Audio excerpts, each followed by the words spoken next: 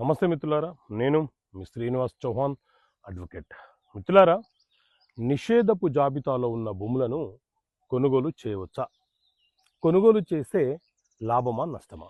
So మిత్రులారా, మన దేశంలో రిజిస్ట్రేషన్ యాక్ట్ 1908 అనే చట్టం ఉంది. అలాగే ఆస్తి బదలాయింపుల చట్టం అమల్లో ఉన్నది.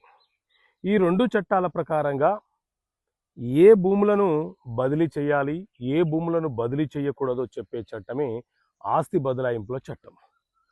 ఈ చట్టం ప్రకారంగా ఏ భూములను బదిలీ చేయాలో ఆ భూములను మాత్రమే రిజిస్ట్రేషన్ యాక్ట్ ప్రకారంగా రిజిస్ట్రేషన్ చేసి హక్కులను బదలాయింపు చేస్తూ ఉంటారు. అయితే నిషేధపు జాబితా అంటే 22A లీస్ట్ అని అర్థం.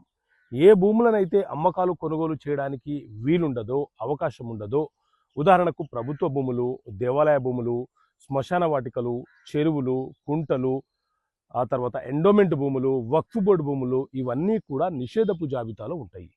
నిషేధపు జాబితాలో ఉన్న భూములు అమ్మకాలు కొనుగోలు చేయొద్దు అని అర్థం.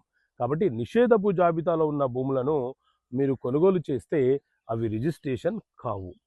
మీరు కొనుగోలు చేసినా ఫర్దర్గా మీరు అమ్మలేరు. కాబట్టి నిషేధపు జాబితాలో ఉన్న భూములను కొనుగోలు చేయడానికి ప్రయత్నం చేయకండి.